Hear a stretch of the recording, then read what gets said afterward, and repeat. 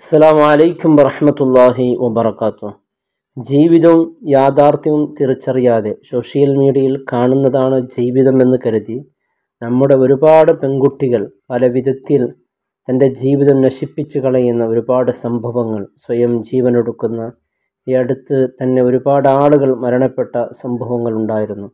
കാരണം സോഷ്യൽ മീഡിയയിൽ കാണുന്നത് പോലെ അവരുടെ ആഡംബര ജീവിതത്തിന് വേണ്ടി എന്തും ചെയ്യാൻ തയ്യാറായി നിൽക്കുന്ന പെൺകുട്ടികൾ പലരും അവർക്കത് മടുത്ത് അവസാനം ആത്മഹത്യയിലാണ് അവരുടെ ജീവിതം അവസാനിപ്പിച്ചത്. ഇതിനൊരു ഉദാഹരണമാണ് ഈ പെൺകുട്ടി. +2കാരിയായ പെൺകുട്ടി തൻ്റെ മകളെ പോറ്റി വളർത്താൻ വേണ്ടി കഷ്ടപ്പെടുന്ന ഓട്ടോ ഡ്രൈവറായ ഉപ്പ പലപ്പോഴും പറഞ്ഞു മൊബൈൽ റീൽസും വേണ്ടെന്ന് മകളോട് പലപ്പോഴും പറഞ്ഞിട്ട് പോലും കഷ്ടപ്പെട്ട് ജീവിക്കുന്ന കുടുംബം വിലപിടിപ്പുള്ള വസ്ത്രങ്ങൾ ധരിച്ചുകൊണ്ട് ഐശ്വര്യാമയ ജീവിതം പ്രദർശിപ്പിച്ചുകൊണ്ട് ഒരുപാട് റീൽസൊക്കെ ചെയ്ത് അവസാനം പ്രണയമായി. പിന്നെ ജീവിതത്തിൽ പൊരുത്തപ്പെട്ട് മുന്നോട്ട് കൊണ്ടുപോകാൻ പറ്റുന്നില്ല.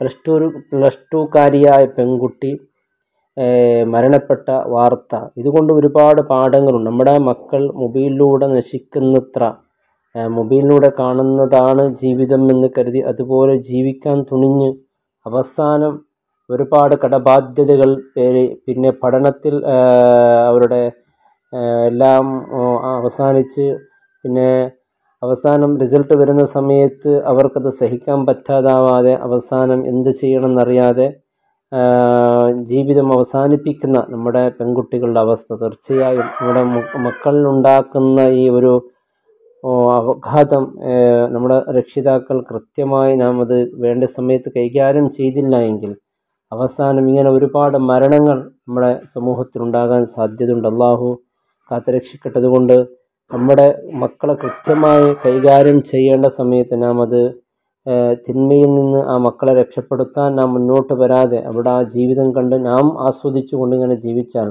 അവസാനം ഇതുപോലത്തെ ഒരു വാർത്തയാണ് നമുക്കും കേൾക്കേണ്ടി വരുന്നത്. അള്ളാഹുവിൻ്റെ പൊരുത്തമില്ലാത്ത പ്രവൃത്തിയാണ്.